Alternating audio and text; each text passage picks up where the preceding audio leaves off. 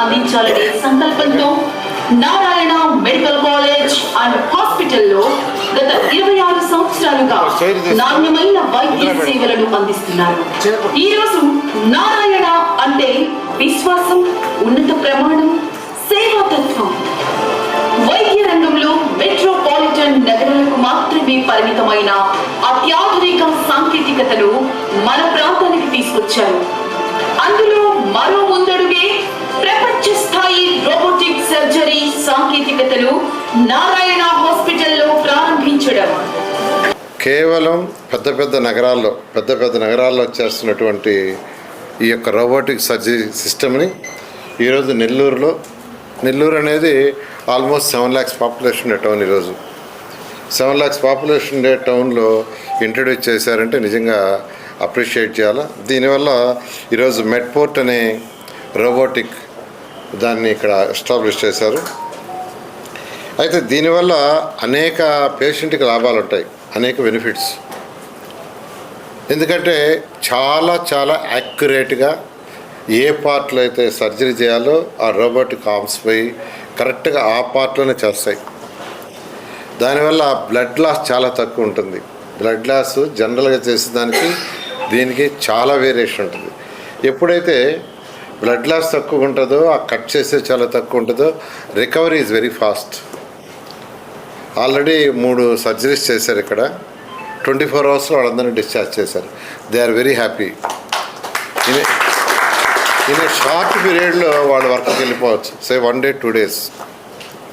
ఈరోజు చేయాలంటే దీంట్లో మామూలుగా జనరల్గా ఏంటంటే అనేక సర్జరీస్, ఈవెన్ కిడ్నీ కానీ, లివర్ కానీ, తర్వాత అబ్డామిన్, ప్రతి surgery, all surgeries they can do.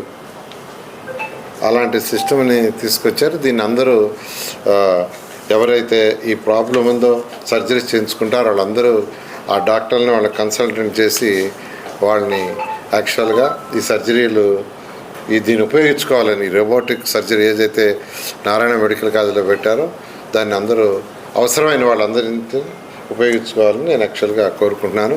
మరొకసారి డాక్టర్లందరూ నేను అప్రిషియేట్ చేస్తున్నాను. షార్ట్ పీరియడ్లోనే మేనేజ్మెంట్ చెప్పంగానే షార్ట్ పీరియడ్లో దీన్ని ఎస్టాబ్లిష్ చేశారు.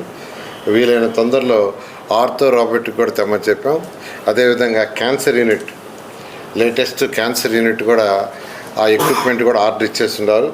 బహుశా అది ఎస్టాబ్లిష్మెంట్ ఎప్పటికి అవుతుంది? జూలై కల్లా ఎక్విప్మెంట్ వచ్చేస్తుంది. దాన్ని కూడా నారాయణ మెడికల్ కాలేజీలో ఈరోజు, ఎందుకంటే అందరికీ తెలిసిందే, ఒకప్పుడు క్యాన్సర్ అనేది వస్తే తెలిసేది కాదు. వాళ్ళకి 4th stage వచ్చో 3rd stageకి వచ్చినప్పుడు వాళ్ళకి ప్రాబ్లమ్స్ ఎక్కువైనప్పుడు డాక్టర్ల దగ్గరికి పోతే చూసుకున్నాడు. ఈరోజు ఎక్కడికి పోయినా యాక్చువల్గా చిన్న ప్రాబ్లం ఉన్నా ఫస్ట్ డాక్టర్లు ఏమాత్రం ఆ పాసిబిలిటీ ఉన్నా ఇమీడియట్గా చెప్తున్నారు దానికి సంబంధించి టెస్ట్ చేసుకోమని. దానివల్ల బయటపడంగానే ఇమీడియట్గా ట్రీట్మెంట్ తీసుకోవటం వల్ల 100% క్యూర్ అవుతుంది. దాన్ని దృష్టిలో పెట్టుకొని నారాయణ మెడికల్ కాలేజ్లో క్యాన్సర్ యూనిట్ని, లేటెస్ట్ యూనిట్ని యాక్చువల్గా ఎస్టాబ్లిష్ చేసి ఆర్డర్ ఇచ్చేశారు. ఆ ఎక్విప్మెంట్ రావటమే